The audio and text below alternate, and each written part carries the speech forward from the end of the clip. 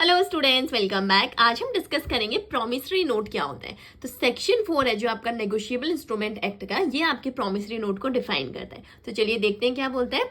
A promissory note is an instrument in writing not being a bank note और currency note. तो promissory note जो आपका होता है एक इंस्ट्रूमेंट होता है जो रिटर्न फॉर्म में होता है, मतलब राइटिंग में आपको ये नोट देखने को मिलता है। लेकिन ये ध्यान रखना कि ये कोई बैंक नोट नहीं होता है, ना ही ये कोई करेंसी नोट होता है। ये एक ऐसा इंस्ट्रूमेंट है जो रिटर्न में होता है, कंटेनिंग एन अनकंडीशनल अंडरटेकिंग। अब ये अनकंडीशनल अंडरटेकिंग का मतलब क्या है, वैसे एग्जाम्पल से समझाती हूँ।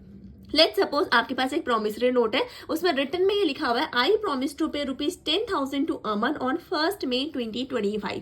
तो मैं ये बोलूंगी कि इस नोट में ये लिखा हुआ है कि अमन एक पर्सन, मैं प्रॉमिस कर रही हूँ कि मैं अमन को 1 मई 2025 को ₹10,000 पे करूंगी। ये एक अनकंडीशनल अंडरटेकिंग है। कैसे अनकंडीशनल अंडरटेकिंग है, देखो अगर मैं सेम नोट पे ये लिख देती I promise to pay ₹10,000 to Aman on 1 May 2025 if I win lottery, तो मैंने यहाँ पे क्या कर दी, एक कंडीशन लगा दी कि इन केस अगर मेरे को लॉटरी मिलती है तो ही मैं क्या करूंगी, अमन को 10,000 का पेमेंट करूंगी। तो यहाँ पे क्या होगा, ये एक कंडीशनल अंडरटेकिंग हो जाएगी उस केस में जिस केस में लिखा होगा कि इफ आई विन लॉटरी। तो क्या होता है, जो आपका प्रॉमिसरी नोट है उसमें कभी भी कंडीशनल अंडरटेकिंग नहीं होती, एक अनकंडीशनल अंडरटेकिंग होती है। मीन्स यहाँ पे कोई भी कंडीशन मेंशन नहीं होती है। कि समझ में आ गया सबको इतना? ऑलराइट।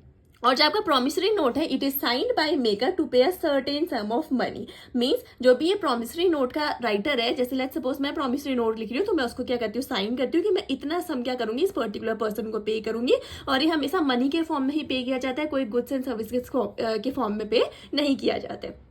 किसे पे किया जाता है, ओनली टू और to the order of a certain person और to the bearer of instrument. यानी कि एक सर्टेन पर्सन को पे किया जाता है। सर्टेन पर्सन कौन होगा, जिस पर्सन का नाम उस प्रॉमिसरी नोट में रिटर्न है, या फिर और to the bearer of instrument. और बियरर ऑफ इंस्ट्रूमेंट कौन होता है, देखो प्रॉमिसरी नोट क्या होता है, ट्रांसफरेबल होता है। लेट्स सपोज इस पर्सन ने इस प्रॉमिसरी नोट को किसी और को ट्रांसफर कर दिया, तो उस केस में जो बियरर है, जो होल्डर है उस नेगोशिएबल इंस्ट्रूमेंट का, उस प्रॉमिसरी नोट का, उस पर्सन को किया जाता है उस प्रॉमिसरी नोट के जो भी उसमें अमाउंट मेंशन है उसका पेमेंट किया जाता है। तो in simple word, promissory note एक इंस्ट्रूमेंट होता है रिटर्न में, जिसमें एक अनकंडीशनल अंडरटेकिंग होती है। इसे मेकर साइन करता है कि वो एक सर्टेन सम पे करेगा, किसको, who is the holder of the instrument और टू अ सर्टेन पर्सन। तो यही था आपका प्रॉमिसरी नोट।